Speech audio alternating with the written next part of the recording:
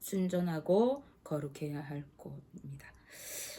오늘 우리가 읽은 이 본문 말씀에는요, 고린도 교회 안에 발생한 심각한 그 문제에 대해서 다루고 있는 것을 우리가 볼 수 있죠.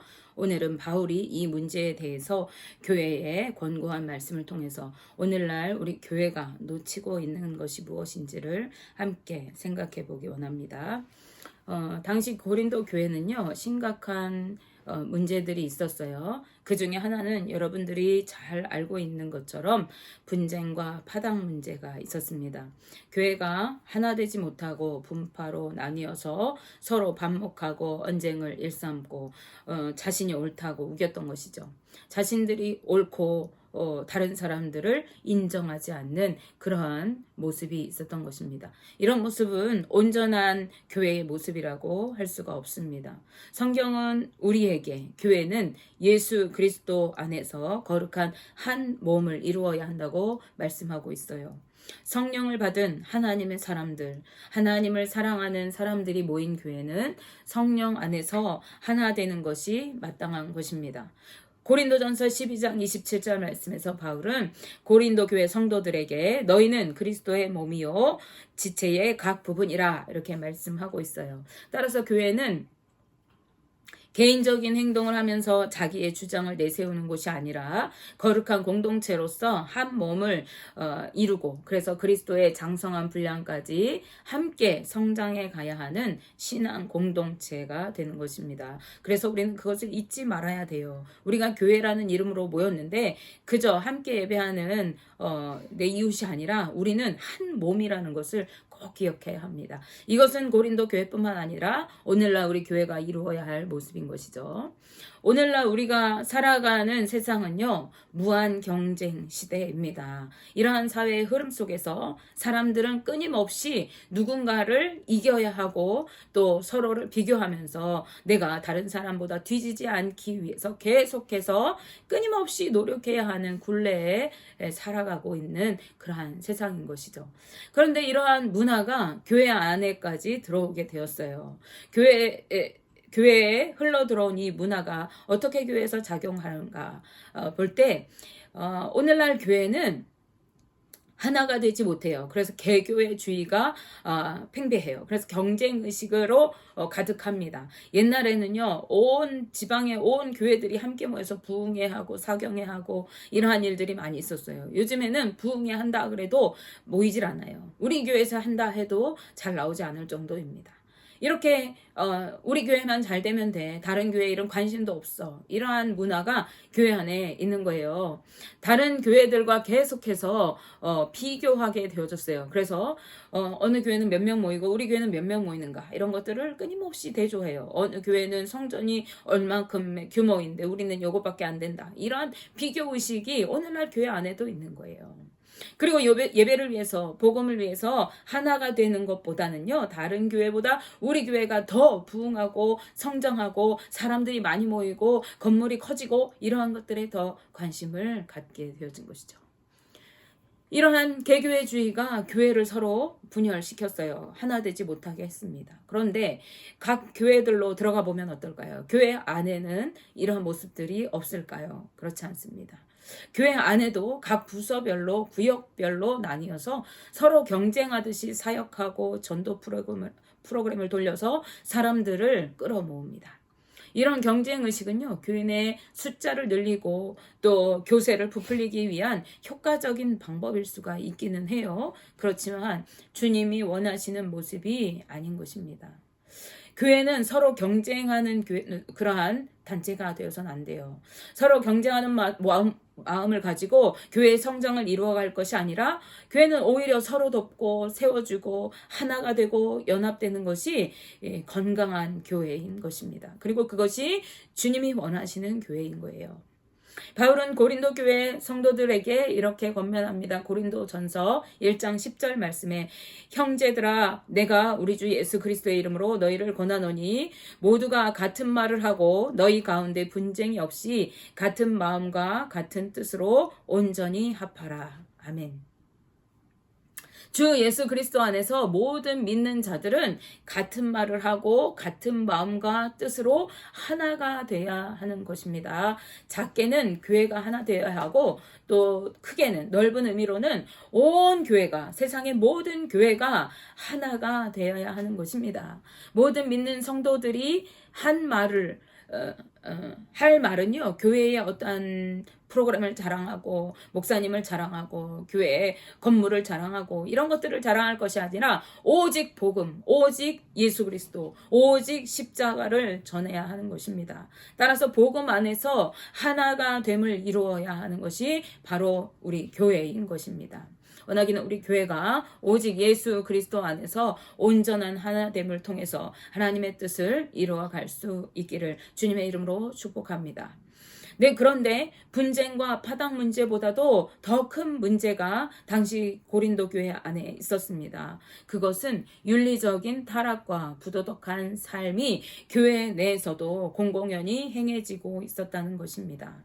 당시 고린도 지역은요, 무역과 교류가 활발하게 이루어지고 있는 항구 도시였어요. 우리나라도 항구 도시가 나라 중에서 특히 발달했잖아요. 부산이라든지 인천이라든지. 당시에 이 고린도 지방이 그러한 도시였어요. 그래서 경제적으로 부유하고 화려한 도시였고요. 그 고린도 지방을 통해서 온갖 물건들이 세계 각국에서 온 지역에서 통용되어지고 이렇게 그곳으로 모여들었어요. 그래서 다양한 문화의 교류가 이루어지고 있었죠. 게다가 이곳은 성적으로 매우 타락하고 문란한 도시였습니다. 이곳이 우상의 도시였거든요. 그런데 이 문화와 교류 안에서 행해지는 문란한 문화들이 세상의 그 문화들이 교회 안으로 그대로 흘러 들어왔던 것이에요. 그래서 성도들의 삶은 예수 그리스도를 믿기 이전의 삶과 크게 달라지지 않았던 거예요. 세상의 모습을 그대로 닮아 있었던 것이죠. 오히려 세상보다도 더욱더 타락한 모습까지 이 교회 안에서 드러나고 있었습니다. 성도들은 불의를 행하고 음행하고 우상을 섬기는 일들을 여전히 교회 안에 있으면서도 행하고 있었어요. 간음과 동성애를 행하고 도덕적이지 않고 도둑질하고 탐욕을 품고 다른 사람을 속여서 빼앗는 그런 일들을 아무렇지도 않게 행했습니다. 그리고 다른 사람들을 모욕하고 술을 즐겨 행해서 술 취하면서 살았어요. 온갖 부도덕한 삶을 즐기면서 살아가는 거예요. 누가? 교회 안에 있는 성도들이 그랬다는 것입니다. 특히 오늘 본문 말씀에 바울은요, 그들에게 나타난 매우 악하고 음란한 행위를 다루고 있습니다. 바로 교회 내에서 근친상간이 벌어진 것입니다. 즉 누군가가 자신의 아버지의 아내를 취했다는 거예요. 그 누군가가 취한 것이 어머니라고 하지 않고 아버지의 아내다 이렇게 말한 것으로 보아서 아마 새어머니였던 것 같죠. 새어머니와 관계를 맺은 것으로 보여집니다. 바울은 이 같은 음행은 이방인 중에서도 없는 것이다 이렇게 말합니다. 즉 세상 사람들도 하지 않는 악한 음행을 교회 안에서 저지른 사람이 있었다라는 거예요. 그런데 교회 안에서 누구도 이것에 대해서 통한이 여기지 않았다는 것입니다. 통한이 여긴다라는 것은 어떤 죄나 불의에 대해서 슬퍼하고 탄식하는 것을 말하는 거예요. 즉 심각한 범죄를 저지른 사람이 우리 교회 안에 있다는 그 사실을 너무 안타까워하고 슬퍼하고 괴로워하면서 울고 부르짖어 기도하고 그 사람에 대해서 가슴 아파해야 되는데 그런 사람들이 없었다는 거예요. 교회 안에 그런 사람이 있음에도 교회가 이것에 대해서 문제의식을 갖지 않았다는 거예요. 이처럼 죄에 대해서 당시 교회가 무감각했던, 무의식했던, 그것을 인지하지 않았던 이유가 무엇이었을까요?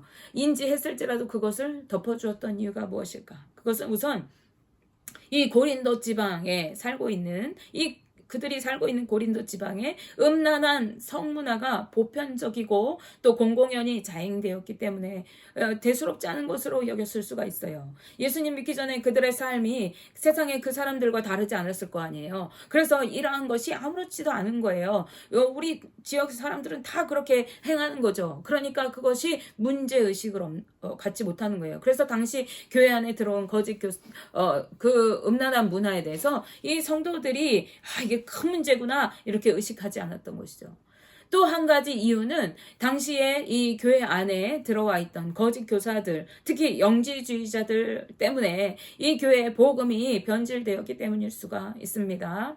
즉 자신들은 구원받은 영에 속한 자들이기 때문에 육의 삶은 어떻든지 우리는 이제 구원받은 하나님의 나라의 백성이다. 그래서 이제 어떠한 삶을 살아도 우리는 구원받는 존재들이다. 이렇게 여기게 만들었던 거예요. 그래서 쾌락과 방종의 삶을 살아갔던 것입니다. 영지주의자들의 특징이 두 가지라고 그랬죠. 하나는 금욕적인 육의 삶을 철저히 제한하는 그런 삶이고, 하나는 쾌락주의. 이제 우리는 구원받았으니까 아무렇게나 살아도 된다. 이렇게 여기는 거죠. 이것이 오늘날 말하는 구원파이잖아요. 그렇기 때문에 교회 안에서 행해지는 이 심각한 불의와 음행에 대해서 무감각하고 또 경각심을 갖지 못했던 것 같아요. 바울은 이러한 고린도 교회의 문제를 지적하고 음행을 저지른 자에 대해서 하나님의 뜻을 따라 건징하되 교회에서 출교할 것을 권고합니다. 이렇게 그 죄지은 사람을 출교시켜서 교회가 순전하고 거룩한 모습으로 바로 서게 하라는 것입니다. 이것은 교회가 거룩한 공동체를 이루기 위해서는 반드시 죄에 대해서 건징해야 할 필요가 있다라는 것을 의미하는 것입니다. 건징의 목적은요, 교회의 유익을 위한 것이고 하나님의 뜻으로 지어져 가기 위한 것입니다. 건징을 통해서 음행한 자를 교회 밖으로 내보내는 것은 우리 인간적으로 생각해봐요. 저 사람이 아무리 죄를 지었지만 교회에서 쫓아내고 하는 것은 조금 인간적으로 생각할 때 그건 너무하지 않나? 그건 좀 이기적이지 않나? 하는 생각이 들 수가 있어요. 그래서 오늘날 교회도 교회 안에 이러한 잘못된 모습들이 있을 때 교회는 은혜로운 그런 장소잖아. 우리 은혜로 넘어가 이렇게 하면서 은혜라는 이름으로 눈 감아주고 묵과할 때가 많이 있습니다. 오늘날에도 그렇죠. 그래서 교회에 오늘날에 사라진 것 중에 하나가 뭐냐면 건징의 제도입니다. 헌법에는 분명히 죄에 대한 또 잘못에 대한 것에 대해서 건징할 수 있는 그러한 제도가 있어요. 그런데 교회 안에서 정작 이 건징이 제대로 이루어지고 있지 않습니다. 그 결과 교회 안에서 공공연히 불법과 부정과 음행이 일어나게 되었습니다. 이것은 교회는 물론 죄를 지은 사람에게도 그 사람을 위하는 행위가 아닌 것입니다. 오늘 바울은 교회 안에서 음행을 행한 자를 그 사람을 주 예수 이름으로 출교하라고 강경한 어조로 권면합니다. 그 이유는 그 영혼이 구원을 얻도록 하기 위해서라는 거예요. 그리고 죄악된 모습을 제함으로써 교회 공동체가 거룩함과 순전함과 믿음으로 주님 앞에 온전히 예배자로 서기 위한 것이라는 것입니다. 그래서 이 건징은 죄를 지은 그 사람을 위해서도 교회를 위해서도 필요하다는 것이죠. 고린도전서 5장 4절 5절 말씀 한번 보실게요. 주 예수의 이름으로 너희가 내 영과 함께 모여서 우리 주 예수의 능력으로 이런 자를 사탄에게 내주었으니 이는 육신은 멸하고 영은 주 예수의 날에 구원을 받게 하려 함이라 라고 말씀합니다. 건징과 출교를 통해서 그가 회개의 기회를 얻고 믿음으로 돌이켜서 구원받게 하려는 그러한 목적으로 건징을 행하라는 거예요. 그러나 그의 죄에 대해서 교회가 눈 감아주고 그냥 놔두는 것은 그에게 회개의 기회조차 주지 않고 여전히 죄에 머물러 있도록 하는 것이기 때문에 그 사람을 위한 것이 전혀 아니라는 것이죠. 그렇기 때문에 죄를 묵과하는 것이 은혜로 여기거나 우리 교회는 이런 죄인까지도 품어주는 그런 교회다 이렇게 자랑할 만한 것이 아닌 거예요. 뿐만 아니라 죄는 누룩과 같이 번져가는 속성이 있기 때문에 죄악이 온 교회를 물들이고 또 타락하고 오염시키는 악순환을 일으키는 결과를 가져오지 않도록 그러한 심각한 상황을, 그래서 온 교회가 죄악으로 물드는 그러한 상황을 만들지 않도록 그렇게 하라는 거예요. 그렇기 때문에 죄의 싹것을 잘라내야 하는 것입니다. 구약시대에 하나님은요, 이스라엘 백성들에게 음행을 저지르는 자가 그들 가운데 있다면 그 사람을 색출해서 돌로 쳐 죽여라, 이렇게 할 정도로 이 문제를 엄히 다루었습니다. 그것은 이스라엘 백성들의 거룩성을 유지하도록 하시기 위한 하나님의 방법이었어요. 그만큼 하나님께서는 당신의 택한 백성이 순전하고 거룩해야 함을 강조하신 것입니다. 오늘 본문의 바울 역시 교회 내에서 불의한 자들, 죄악을 저지르는 자들은 하나님의 나라에 들지 못할 자들이다, 이렇게 강경하게 말씀하고 있어요. 고린도전서 우리가 읽진 않았지만 6장 9절에서 10절 말씀에 불의한 자가 하나님의 나라를 유업으로 받지 못할 줄을 알지 못하느냐, 미혹을 받지 말라. 음행하는 자나 우상 숭배하는 자나 간음하는 자나 탐색하는 자나 남색하는 자나 도적이나 탐욕을 부리는 자나 술 취하는 자나 모욕하는 자나 속여 빼앗는 자들은 하나님의 나라를 유업으로 받지 못하리라, 라고 말씀합니다. 바울이 이렇게 이야기한 것은 무엇을 의미하는 것입니까? 성도들이 이러한 행실을 행하지 말아야 할 것을 권고하는 말씀이죠. 이러한 자들은 하나님 나라에 들지 못한대요. 그리고 동시에 이것은 무엇을 말하냐면 당시 고린도 교회 안에 이런 일을 행하는 자들이 많았다는 것을 의미하는 것입니다. 그렇기 때문에 6장으로 넘어가면요, 성도들 간에 다툼이 벌어지고 그 문제를 세상 법정으로 가져가서 판결받는 것에 대한 권면이 이어져 나오고 있습니다. 교회 내에 불법과 죄악이 팽배하고 그로 인해서 교회는 날마다 분쟁하고 혼란을 겪어야 했던 것이죠. 그리고 그 문제를 들고 세상의 법정으로 나가서 어떤 것이 옳고 그른지 판결을 가리는 것에 대해서 바울은 책망을 하고 있어요. 교회가 세상에 가서 세상법을 따라서 판결을 받는 것이 옳지 않다는 것이죠. 이런 일이 벌어지는 이유가 무엇이겠습니까? 그것은 교회 안에 영적인 그리고 도덕적인 권위가 그리고 질서가 바로 세워지지 않았기 때문에 그렇습니다. 그리고 건징을 행하지 않았던 것이죠. 교회에 권위가 없기 때문에 건징할 수 있는 그러한 힘이 없는 거죠. 교회가 올바른 질서가 서지 못하고 거룩하고 순전한 영적이고 도덕적인 권위가 세워지지 않았기 때문에 교회는 죄악으로 물들고 혼란을 야기하게 되고 하나님의 법이 아니라 세상 법을 끌어들여서 그것으로 판단하게 되는 이러한 타태에 이르게 되고 만 것입니다. 이것은 온전한 교회의 모습이 아니죠. 하나님께서는 우리를 주의 백성들로 택하여 부르셨습니다. 그리고 내가 거룩하니 너희도 거룩하라 라고 말씀하셨어요. 그 이유는 무엇입니까? 우리로 하여금 순전한 예배를 통해 하나님께 영광을 돌리게 하시기 위한 것입니다. 그리고 세상에 주의 복음과 능력을 선포하도록 하시기 위한 거예요.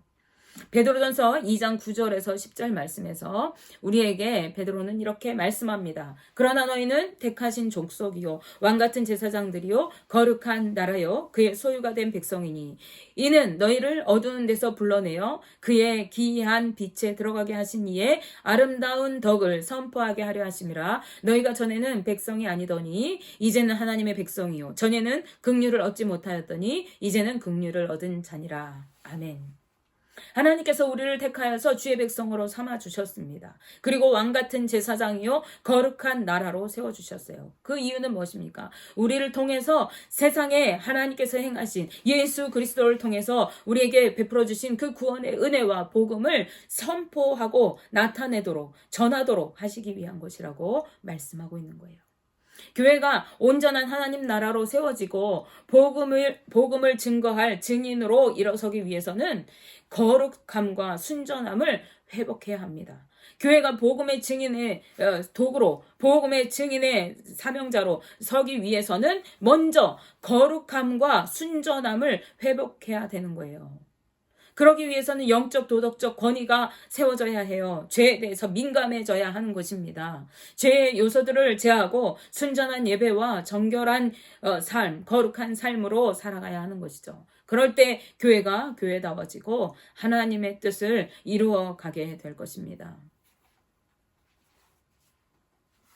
베드로는 고린도 교회 성도들에게 이렇게 말씀합니다. 고린도전서 5장 7절 8절 말씀에 너희는 누룩 없는 자인데 새 덩어리가 되기 위하여 묵은 누룩을 내버리라. 우리의 유월절 양 곧 그리스도께서 희생되셨느니라. 이러므로 우리가 명절을 지키되 묵은 누룩으로도 말고 악하고 악의에 찬 누룩으로도 말고 누룩이 없이 오직 순전함과 진실함의 떡으로 하자. 아멘. 여기에서 말하는 누룩은요, 죄를 뜻하는 것입니다. 성경에서 불의하고 악한 것들을 누룩으로 비유할 때가 있었어요. 물론 이제 하나님 나라 비유할 때도 가루 소말에 넣은 누룩과 같다 이렇게 말하기도 했지만요. 대체적으로 이 누룩은 죄악된 것들, 가증한 것들을 비유할 때 이야기해요. 따라서 이 말씀에 의미하는 것이 무엇이냐면 우리의 모든 죄를 대속하시기 위해서 예수 그리스도께서 십자가에서 죽으셨다 하는 것입니다. 그렇기 때문에 우리는 죄 없는 자요, 의로운 자로 인정받게 된 새로운 존재들인 거예요. 그러니까 이제 예전에 행하던 묵은 누룩, 즉 예전에 죄악된 삶으로 하나님 앞에 나오지 말자. 그리고 악한 마음으로 행하는 악한 행실로 하나님 앞에 나오지 말자. 우리는 오직 누룩이 없는, 죄가 없는 순전함과 진실한 모습으로 하나님 앞에 예배하고 하나님의 뜻을 이루어 나아가자 하는 것입니다. 우리가 그렇게 살아가야 한다는 것이죠. 교회가 하나님을 온전히 예배하기 위해서는 반드시 갖추어야 할 모습이 바로 거룩한 삶이고 순전한 믿음인 것이죠. 원하기는 우리 온 교회가 거룩함과 순전함을 회복하고 진실한 모습으로 살아가면서 온전한 예배와 삶으로 하나님께 영광 돌릴 수 있는 하나님의 거룩한 백성들 되시기를, 복음의 증인으로 하나님의 뜻을 전하고 선포하는 그러한 하나님의 거룩한 교회로 지어져 갈 수 있기를 주님의 이름으로 축복하며 기도합니다. 기도하겠습니다.